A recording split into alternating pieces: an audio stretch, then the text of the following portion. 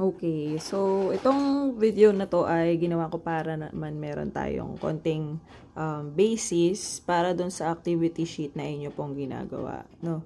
So, kung meron man kayong ma-discover na bago while watching this video, edi, pwede nyo na pong i-change yung inyong solutions, no?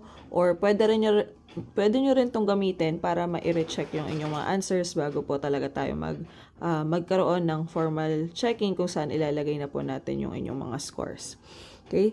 So, recap lang din to ng ating discuss about finding the apotem, no? At saka, syempre, sa area na din, no? So, hindi na po tayo mag-regresa.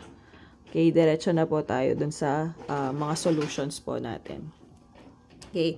So, for simulan natin dun sa number 4 kasi siya ay triangle, no? So, sa triangle, alam natin na yung area of a triangle is equal to 1/2 base times height. Okay? Base times height. So, ito yung ating triangle. Mapapansin nyo, ang given na lang sa kanya ay side. Okay? So, ibig sabihin, kung siya man ay equilateral, no? Kung ito ay 9.2, ito din ay 9.2, at ito din po ay 9.2. But, dahil ang gagawin natin, kasi hahanapin na natin si apotem, kung ito man ang given natin, kasi yun yung height, diba? So, mahahati itong 9.2 sa dalawa, no? So, if we divide 9.2 by 2, it will become 4.6. O, sige, lagay na natin 4.6 dito. 4.6. Yan. So, ito, 4.6 din to. Okay? Then, kapag naman, nilagay natin yung height dyan. Okay? So, syempre, yung height natin is perpendicular, no? We will form a right angle there. Yung height po natin, that one is the apotem, no? And to get the apotem, lagay natin sa isang side, no? Ang apotem ay makukuha natin by, di ba, tangent theta is equal to opposite over adjacent, no? So, kung apotem, ang hinahanap natin, that is the adjacent, that is the height for this triangle, no? So, adjacent is equal to the opposite side over tangent theta. Okay, so paano natin makukuha yung tangent theta na yun? So, syempre, alamin natin kung ano man itong angle nito. Okay, so if we have an equilateral triangle, no, equiangular din siya. So, pag sinabing equiangular, equal yung angles na, no? So, if we have here a triangle with equal angles na, with interior angles that are equal, no? So, ibig sabihin, itong mga angles na to, no, will be tigsi 60, no? So, saan galing yung tigsi 60? It's from 180, which is the total of the interior angles of a triangle, then divided by 3. No, so 180 divided by 3 is 60 degrees, no? And since 60 itong isang buo, dahil kalahati lang naman yung kakailanganin natin to find the apotem, no? So 30 degrees na lang dito yung ating gagamitin. Okay? So for this one, apotem is equal to, the opposite is 4.6. Then, yung atin pong tangent ay tangent 30 degrees. 30 degrees. No? So, ilagay na natin siya sa formula para kapag itinipe sa calculator, dire-diretso na, no? So, ang base natin ay yung buo ng triangle, which is 9.2. Then, ang height natin is the apotem, at ito yun, yung 4.6 over tangent 30. No? So, 4.6 over tangent 30, type na natin siya sa calculator. 7.97. Round off na rin natin. So, we have 1/2 times 9.2 times 7.97. It's equals 36.66 square meters. Okay? So, i-box na natin yan. Okay, so, natapos na tayo sa triangle, no? So, always remember na itong mga other polygons na to can be expressed in terms of triangles. Okay? So, kaya ang magiging formula natin dito will be parang derived dito. Okay? So, 1/2. Then, instead of base times height, magiging apothem times the perimeter na siya. Okay, so isulat natin. Try natin tong number 6 kasi siya yung pentagon. After ng ating triangle, pentagon na tayo. No? Wala tayong quadrilateral sa given na ito. Okay, so for pentagon, ayan, sige, ilagay na natin dito. Area is equal to 1/2 the apothem times the perimeter. Okay?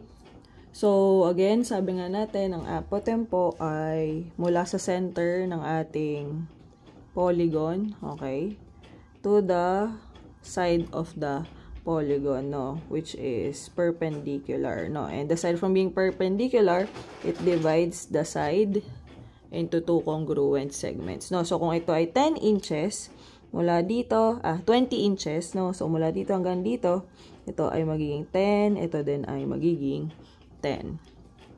So, if we form the right triangle here, ayan, ito yung ating apothem. Okay?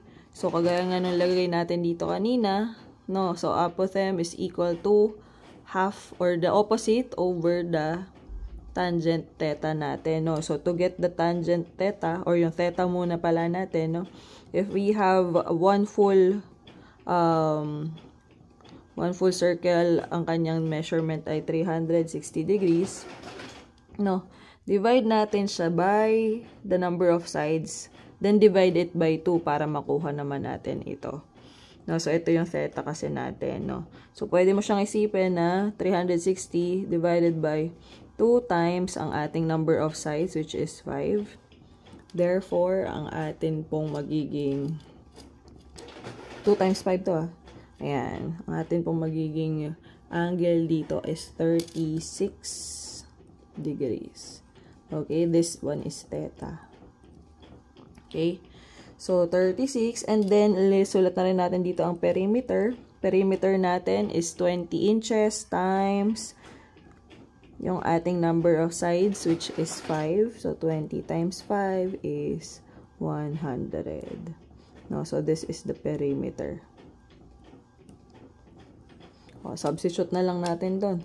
So, 1/2 times, ang apothem natin, syempre yung half, no? So, half of the side divided by tangent, yung ating theta, which is 36 degrees. Okay? Then, times yung perimeter natin, which is 100. Okay? So, pag ginamitan na natin yan ng calculator,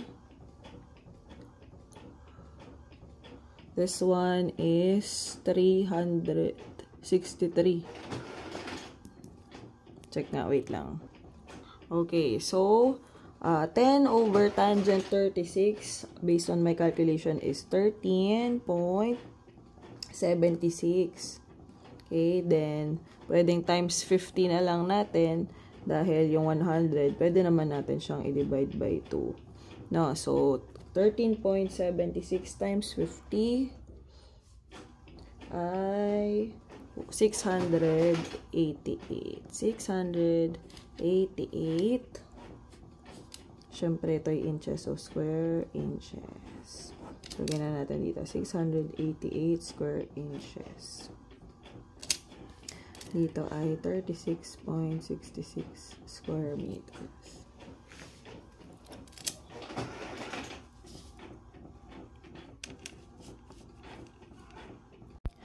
Okay, so next, punta naman tayo sa pentagon yung kanina. So, ngayon meron tayong 1, 2, 3, 4, 5, 6. 6. So, hexagon naman to, no? So, dahil 6 sides siya, para makuha yung theta natin, magiging 360 divided by 2 times 6, no? Para ano na lang, ganun na yung ating diretso na sa final na, no? Okay, so 2 times 6 ay 12, so 360 divided by 12 ay 30. So 30 yung ating theta. Then, yung ating perimeter equals 7.5 times 6 din. 7.5 times 6 ay 45. So, 45 square inches. Ay, hindi. 45 inches pala. Sorry. Yan, no? So, for the area natin equals 1/2. Then, ang apotem times perimeter tayo, no? So, substitute na natin 1/2. Then, ang apotem ay half nito, no?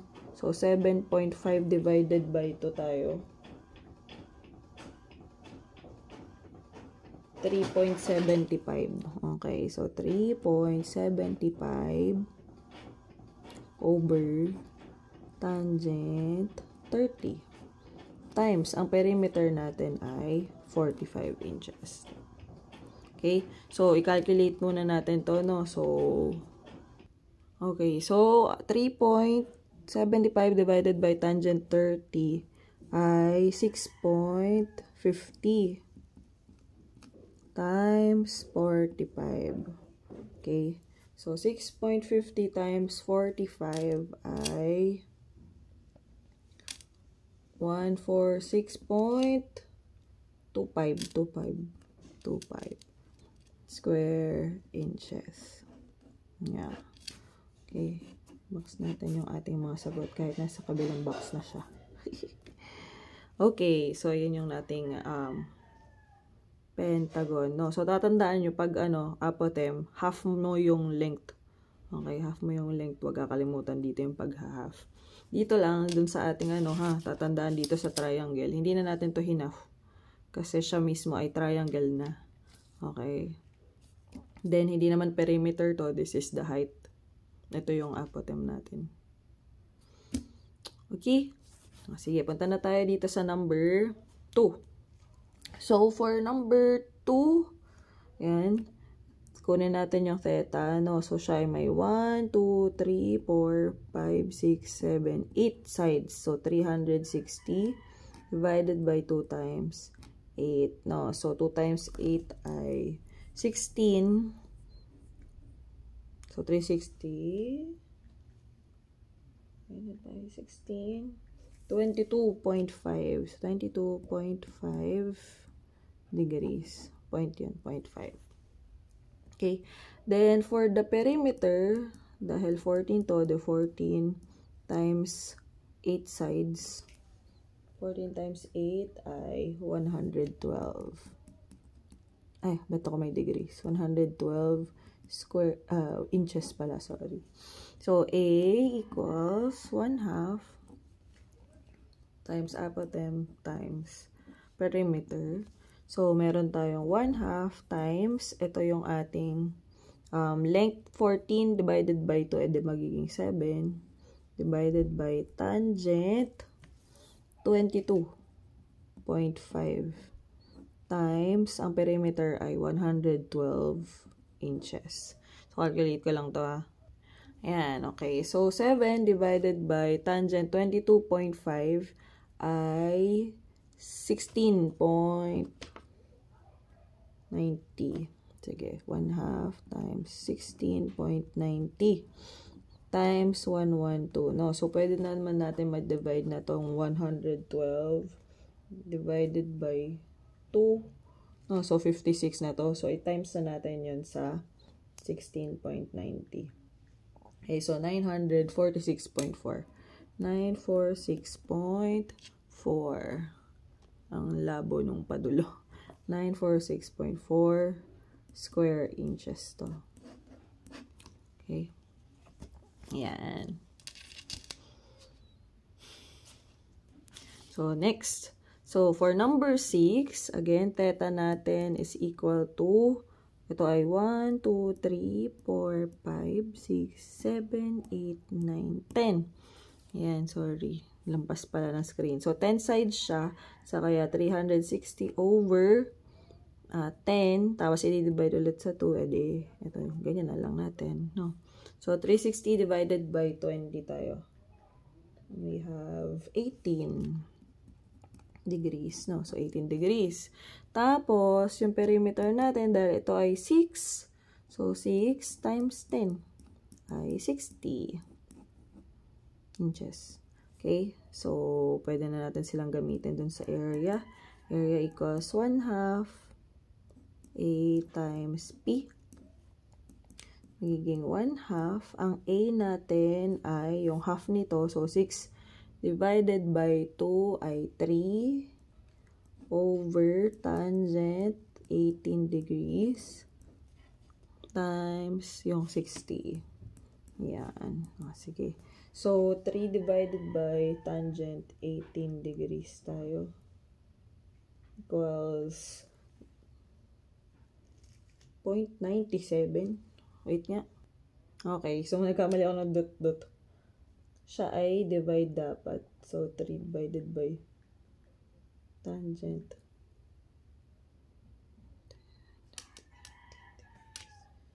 Tangent 18 degrees. Yan. So, 9.23. 1/2 times 9.23 times ang 60 at 2. Pwede mo na rin i-divide. So, magiging 30 na yan, no? Okay.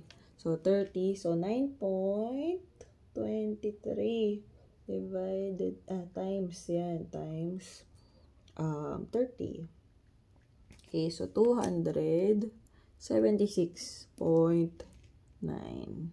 276.9 square inches tayo. Square inches. Then, ayan yung last natin. Na-half naman natin yun. Okay. Half. Okay, so next. Number 5. So, for number 5 naman, theta ulit, no? Theta equals, so, 1, 2, 3, 4, 5, 6, 7, 8, 9, 10, 11, 12. Okay, so 360 divided by 2 times 12. Okay, so 2 times 12 ay 36. 360 divided by 36 ay 10. Oh, ulit. Oh, sige, 10 degrees. Then, perimeter ay 9 times 12. 108 meters. Okay. So, area equals 1/2 A times P. So, 1/2, excuse me.